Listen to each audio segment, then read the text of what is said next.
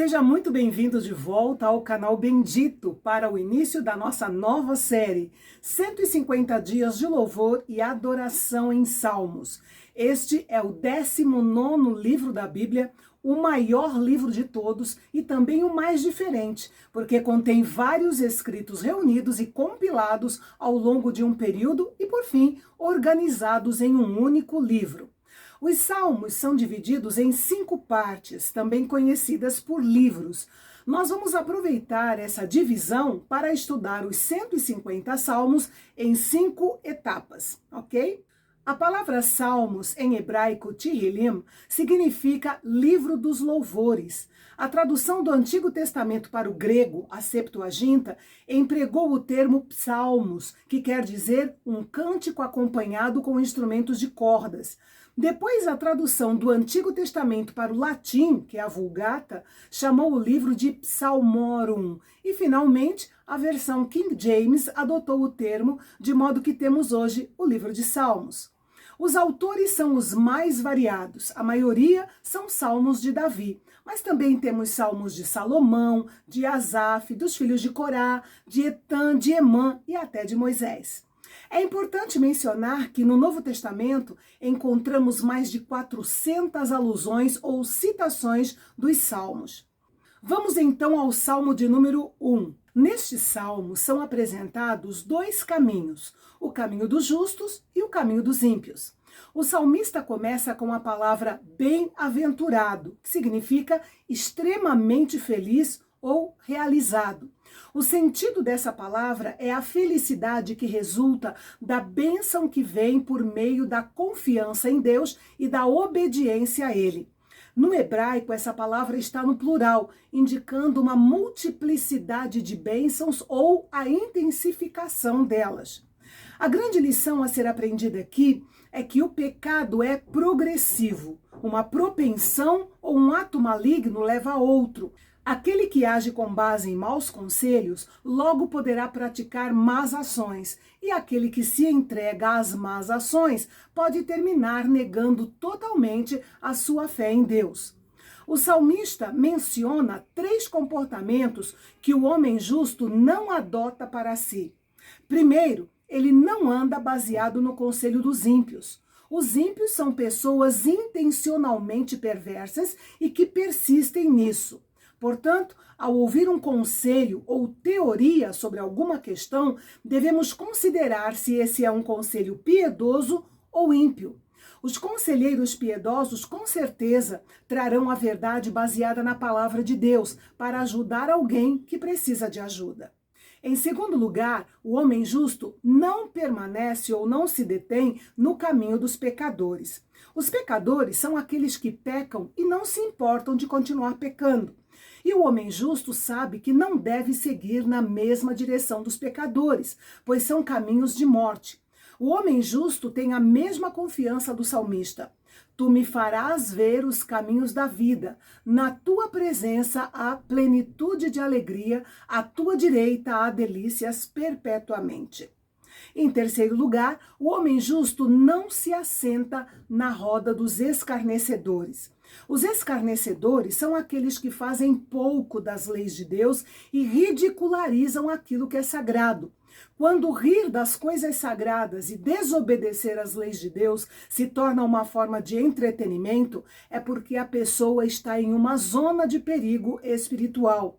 Mas o homem justo não se assentará para fazer parte disso.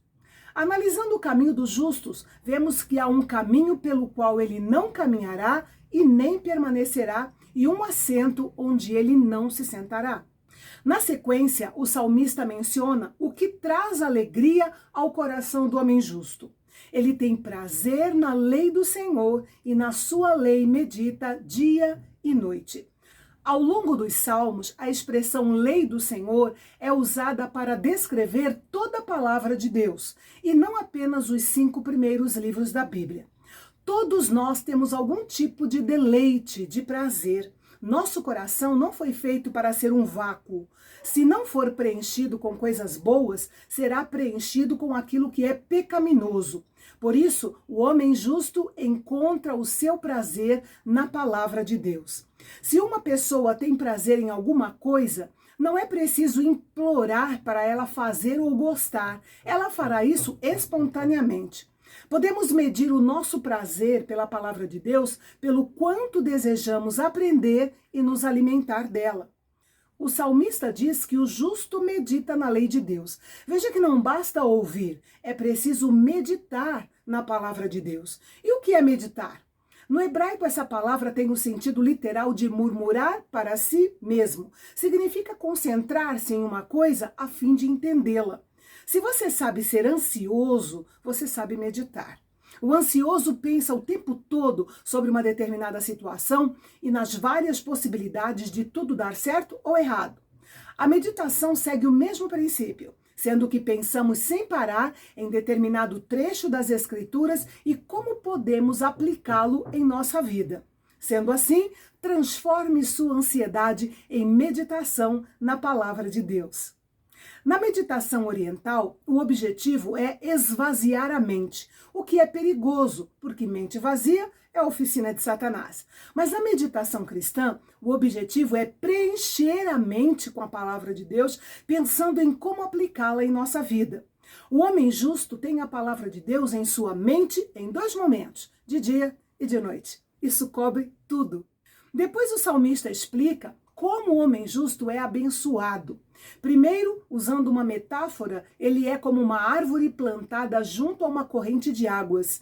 Não murchará, porque é regada continuamente. É triste ver quando um cristão não dá atenção às suas raízes e começa a secar.